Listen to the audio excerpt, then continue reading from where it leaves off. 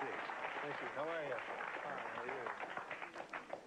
This is Khalid Mohammed, former national representative of Minister Louis Farrakhan of the Nation of Islam. Mr. Mohammed is the man who made so many of the front pages of America's newspapers with a speech at Kean College, which so many people called anti-Semitic and a lot of things. At the very least, racist. You remember the comment? He picked up the Pope's dress, and let's see what's under that dress.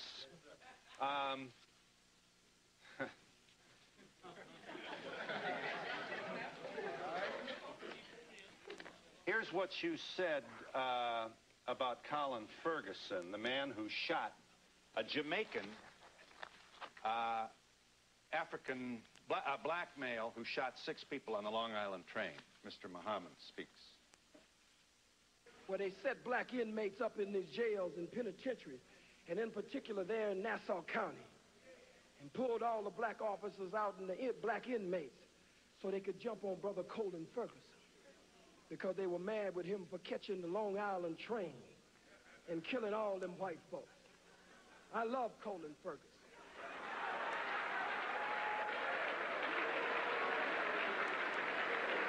I have no official position, so I can say I love him. You love a man who randomly killed 6 people on a commuter train? I love Colin Ferguson just as much as the masses of white Americans love General Schwarzkopf, General Westmoreland, General Patton, General MacArthur, and Eisenhower. America awards her killers, and they get ribbons and stripes and bars. I'm sensitive to the pain and suffering of the loss of life on that train, but I'm one of the rebellious slaves.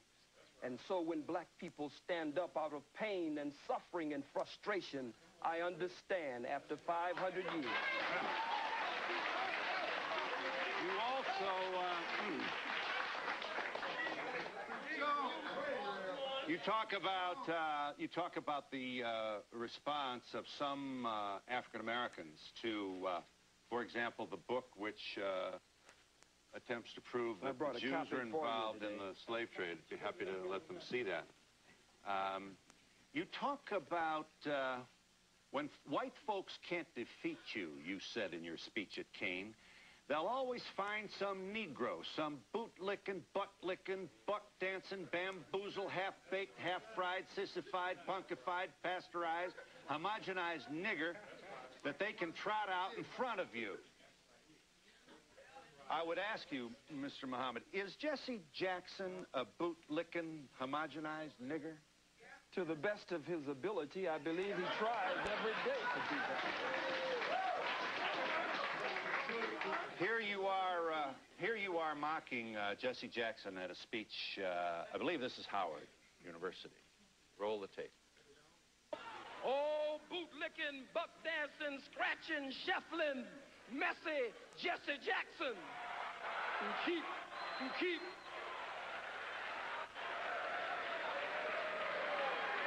I am a somebody. I am a somebody who keep hope alive. I am a somebody. I don't rightly know who the hell I am, but I am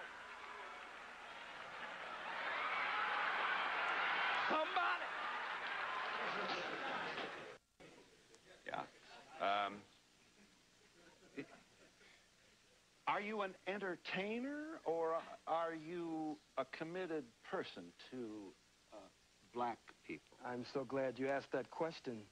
I believe that the liberation and salvation of the black nation must be brought about by black people gaining a thorough knowledge of self after our 500 to 6,000 year Holocaust, where we have lost over 600 million. And so I believe that that education process must be a process of 2 steps: inspiration and information. So I seriously give information, but black people are a people of rhythm and spirit, so I also give inspiration.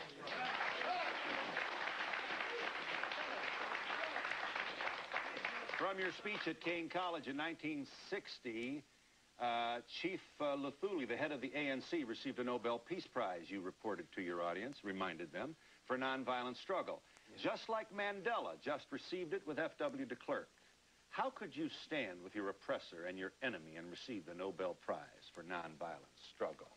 You have, you do not support, then, Nelson Mandela's strategy in the struggle to free black people in South Africa?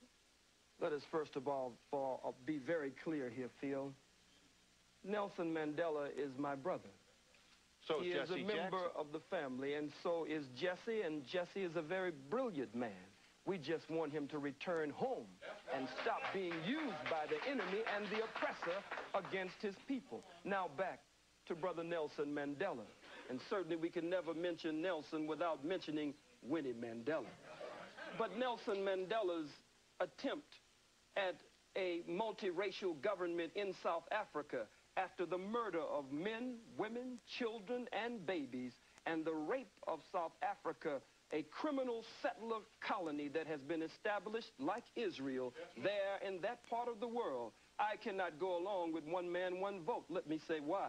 If someone broke into your home, Mr. Donahue, and actually bum-rushed your home, and black boots stomped your door down, and came in and robbed and raped everyone in the household, and was able to take the wealth of your home and parlay it into an empire. This is an invader. This is an intruder. This is a murderer. This is a burglar. This is a criminal.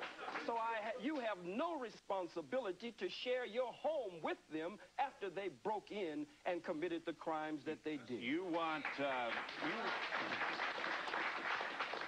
you said about South Africa, we give him, that is to say white people, 24 hours to get out of town by sundown. That's all. If he won't get out of town by sundown, we'll kill every white that ain't right that's in sight in South Africa. We kill the women, we kill the children, we kill the babies, we kill the blind, we kill the cripple, we kill them all. We kill the faggot, we kill the lesbian, we kill them all. You say, why kill the babies in South Africa? Because they're going to grow up and oppress our babies, so we kill the babies. Are you seriously presenting yourself as a man interested in the future of your people with this kind of rhetoric? I'm just as interested in the freedom of my people as I am in the self-determination or the Kujichagulia, self-development, them being self-defining, self-respecting, and self-defending. If the white man has killed millions of our people, and you cannot deny the undeniable and indisputable and irrefutable truth, fact, proof, and history of their bloodshed there in South Africa. I said it would be merciful if they would leave. I don't agree with a government, a sham government. No man walks out of prison after 27 years and becomes the president unless there's a script and a plan behind the scene to remove the economic sanctions from whites in South Africa, but no real plan for redistribution of the wealth. The Oppenheimers, the De Beers, and others there sucking the blood of our people. So I said, be merciful. Give them a period of time. 24 hours. Truman gave the Japanese a period of time, but when they didn't comply, he dropped the bomb on men, women, children, and babies. I make no apology for that statement. I believe that the invasion of South Africa was an act of unprovoked war. One nation against another nation, and nations must fight for the self-determination. They had no business there, Mr. Donahue. Yes. Would you like to see Aristide return to Haiti to his rightful, duly elected position as president? From what I have learned and studied of President Aristide, from what I can see and those I've been privileged to talk to who are close to him, he appears to be a very sincere man. He appears to be a man who really loves our people there and wants to see our people breathe free and correct the problems that colonialism and other disruptions is very definitely at the root of. However, Phill, I do not want to see my beloved brother, President Aristide, returned to Haiti by the power of a Bill Clinton. Because if Bill Clinton can help to return him there, He will always attempt to be the puppeteer who will pull the strings and try to dictate to my brother how he should carry out the affairs of government there.